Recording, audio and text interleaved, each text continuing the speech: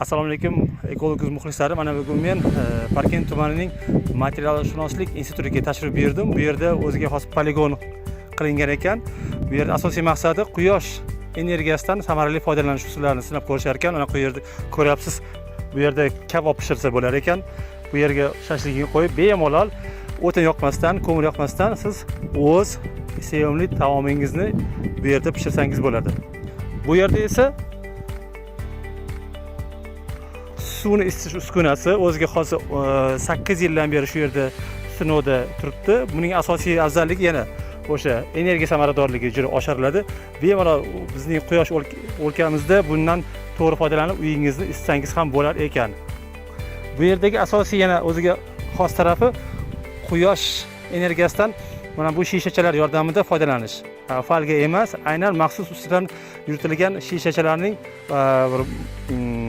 kukuni bor ekan. Shu asosida sizda energiya to'plami shu yerga kelib taomingizni qizdirib beradi. Bu yerda esa turbani. Mana bu katta uskunachi. To'g'risi yonida turibman, hozir shuni o'zimda orqamda taftimni sezyapman. Juda qizyapti.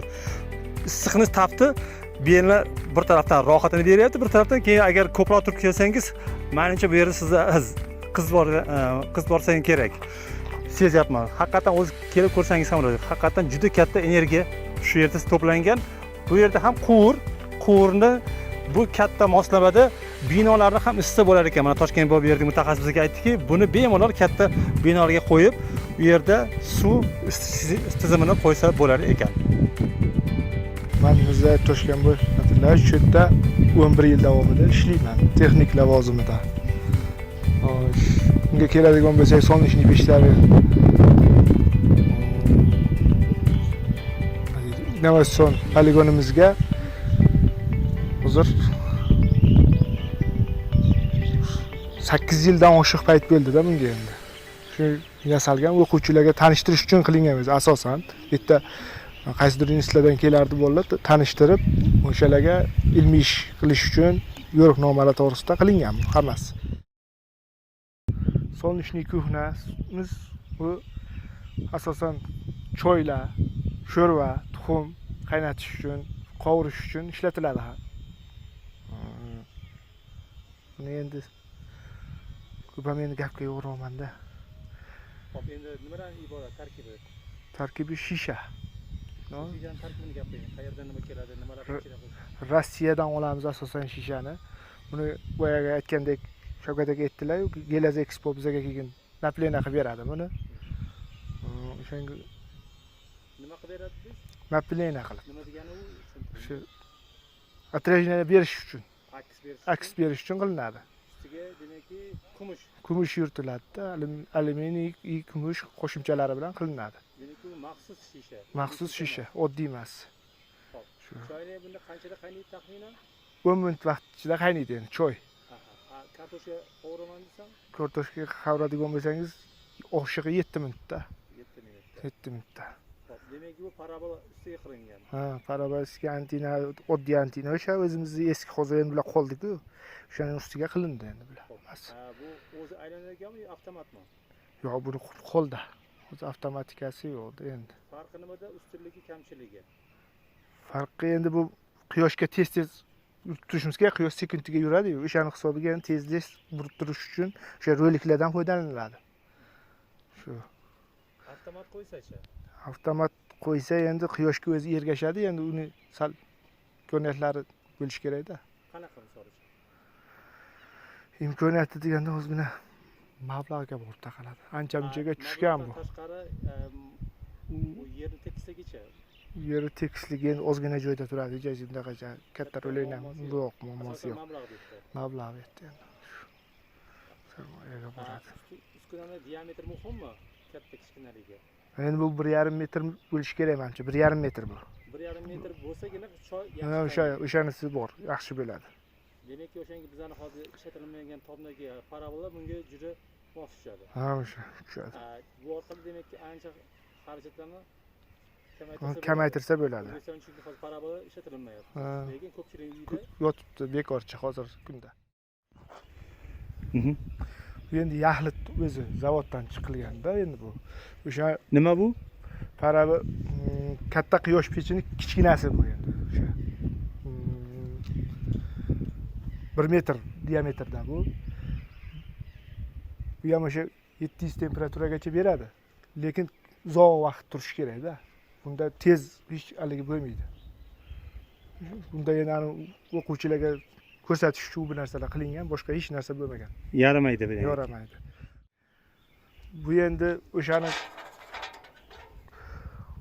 usulda yasalgan, bu 12 ga 12 bo'lish kerak. 12 ga 12. Sabab? Ko'proq atxotlardan foydalanganimizda har xil usullarda qo'llab ko'rganmiz biz. Asosan o'ynalarni atxotidan qilamiz. Boya chetidan chiqqan, kesilganda chiqqan narsalarda bular hammasi. Bu yerda shashlik, asosan shashlikka mo'ljallangan. Shashlik qilsa bo'ladi. Shashligimiz 15-17 minut atrofida pishadi. O'sha ko'mirda pishgan shashlikning nimasini beradi bu ham. Natijasi. Toshkentboy bilan ko'ryapman, bu parabolani yasagansiz, lekin biror mana tepasi kesmasi bor. Sababi?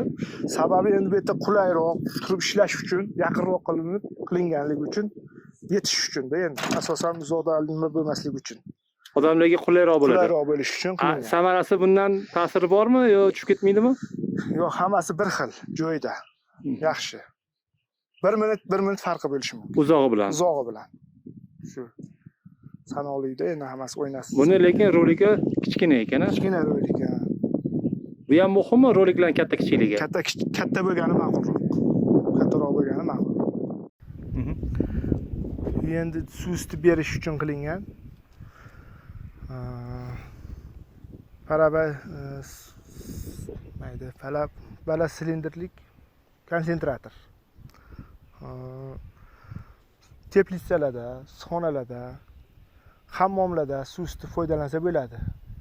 Qanchalik qiziydi?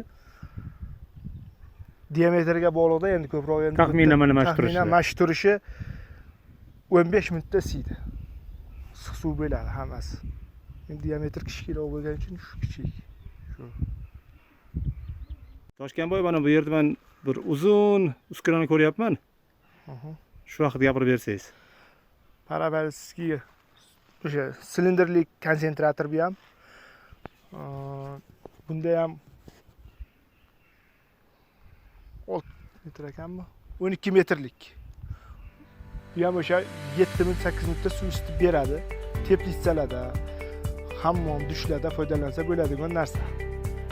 Endi buni afzalliklari hozirgi kunda ekologik toza foydalanayotgan hamma narsani. O'shaning uchun yaxshiroq natija quyoshdan unumli foydalanish uchun biz serquyosh o'lkada bo'lganligimiz uchun mana shu narsalardan foydalansak bo'ladi. O'rnatilgan joylari bormi O'zbekistonda bularning? Ohangaronda bor edi. Qayerga? Bomga o'rnatilgan, qattaligini. Demakki, uy joy qurilishda ishlatsa bo'ladi. Ishlasa bo'ladi. Tomidami yoki yerdami?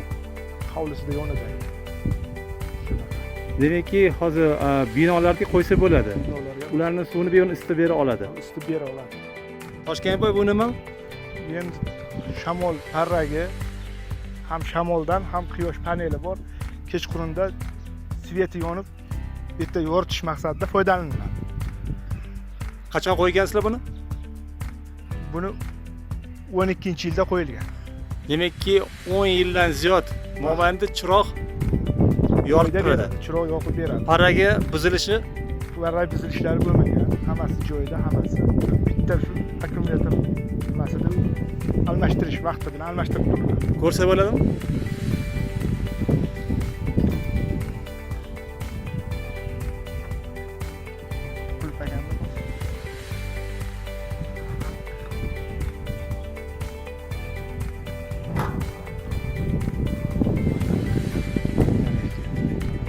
O'zgartirib turiladi vaqti bilan.